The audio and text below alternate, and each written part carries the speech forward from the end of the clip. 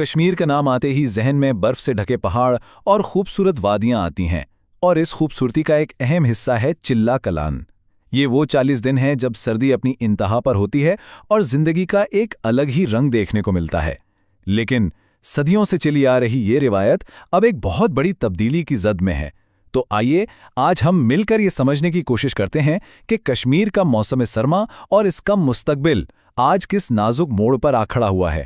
تو جناب، یہ چلا کلان ہے کیا؟ فارسی زبان سے نکلا یہ لفظ، جس کا مطلب ہے بڑے 40 دن۔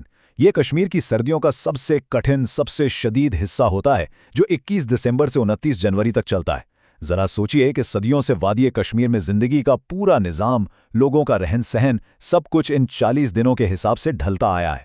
لیکن اب جو ہو رہا ہے نا، وہ یہ کہ اس قدیم تال میں، اس ردم میں ایک خلل پڑ رہا ہے، اور اس کے اثرات صرف موسم پر نہیں بلکہ پورے خطے پر نظر آ رہے ہیں۔ اچھا، یہ صرف چلائے کلان پر ہی ختم نہیں ہوتا۔ کشمیر کی سردیوں کا اپنا ایک پورا کیلنڈر ہے۔ 3 حصے ہیں اس کے۔ پہلا تو ہو گیا چلائے کلان، یعنی بڑے 40 دن، سب سے سخت سردی۔ اس کے بعد آتا ہے چلا خرد، یعنی چھوٹے 40، جو 20 دن کا ہوتا ہے۔ سردی تو رہتی ہے پر اس کی شدت کچھ کم ہو جاتی ہے۔ اور پھر آخر میں ہے چلا بچہ، یعنی بچے 40۔ یہ 10 دن کا ہوتا ہے اور سمجھیں بہار کی دستک دیتا ہے۔ نسلوں سے لوگ اس قدرتی کیلنڈر پر بھروسہ کرتے آئے ہیں، لیکن اب اس کیلنڈر کی پیشگوئی پر بھروسہ کرنا مشکل ہوتا جا رہا ہے۔ تو سوال یہ ہے کہ اتنی شدید سردی میں زندگی چلتی کیسے ہے؟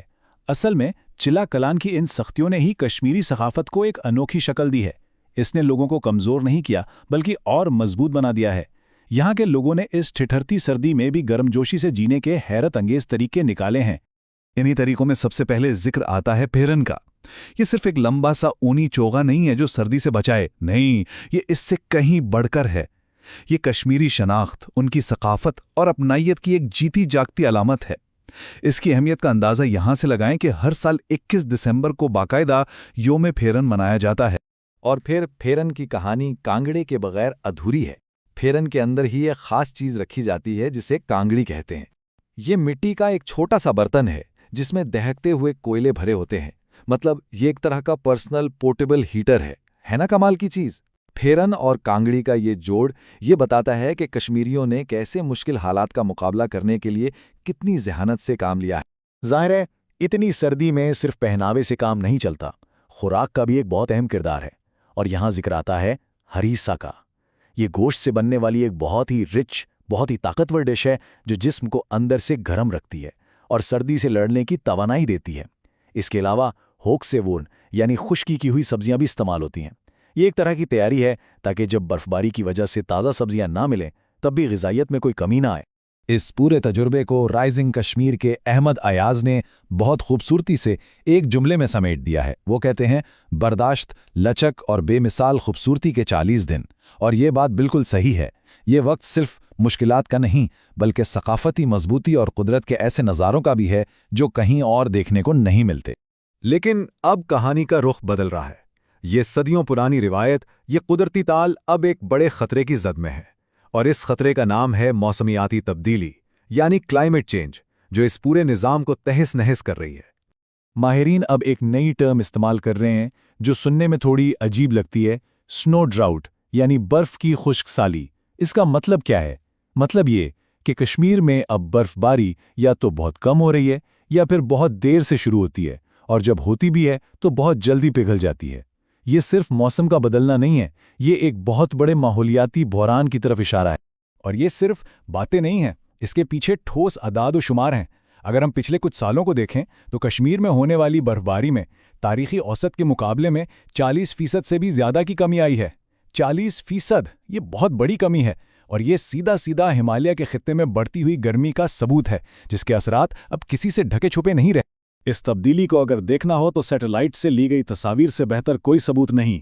صرف 1 سال کا فرق دیکھیں۔ 2023 میں گلمرگ کا مشہور سکی ریزورٹ برف کی موٹی چادر میں لپٹا ہوا تھا، اور پھر 2024 میں اسی مہینے اسی تاریخ کو وہاں برف کا نام و نشان تک نہیں تھا۔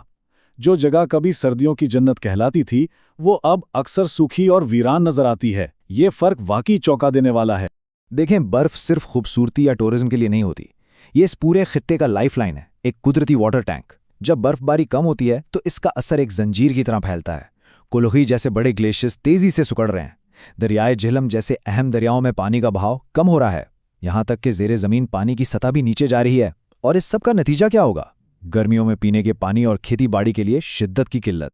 مگر کہانی میں ایک اور ٹوسٹ ہے۔ اب مسئلہ صرف کم برف باری کا نہیں رہا، بلکہ موسم کے انتہائی غیر متوقع، انتہائی ایریٹک رویے کا بن گیا ہے، اور اس کی سب سے بڑی مثال ہمیں اسی سال 23 جنوری 2024 کو دیکھنے کو ملی۔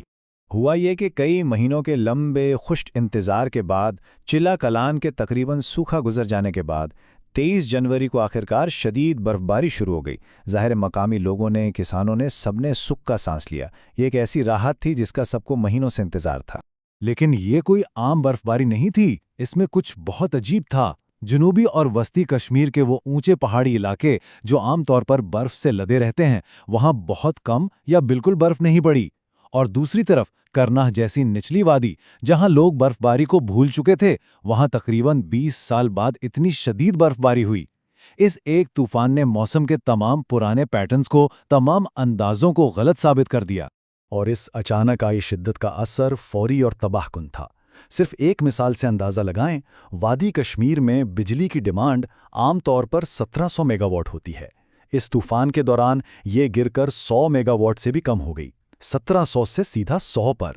یہ ایک عدد ہی یہ بتانے کے لیے کافی ہے کہ خطے کا پورا انفراسٹرکچر کس طرح ایک ہی جھٹکے میں مفلوج ہو کر رہ گیا۔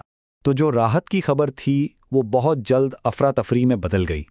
جموں سری نگر کی مرکزی شاہراہ بند، سری نگر ایئرپورٹ پر تمام فلائٹس کینسل، تیز ہواؤں نے جگہ جگہ درختوں کو جڑ سے اکھاڑ پھینکا، اور ان سب کے اوپر بجلی کی بندش اور بند سڑکوں کی وجہ سے ایمرجنسی سروسز کا پہنچنا بھی تقریباً ناممکن ہو گیا۔ یہ سب واقعات ہمیں ایک بڑے سوال کی طرف لے جاتے ہیں، ان کے کشمیر کے مستقبل کے لیے بہت گہرے معنی ہیں۔ اب سوال یہ نہیں کہ موسم بدل رہا ہے، سوال یہ ہے کہ کشمیر کے لیے نیا نارمل یا نیا معمول اب کیا ہوگا؟ کیونکہ اس غیر یقینی صورتحال کا اثر ہر چیز پر پڑ رہا ہے۔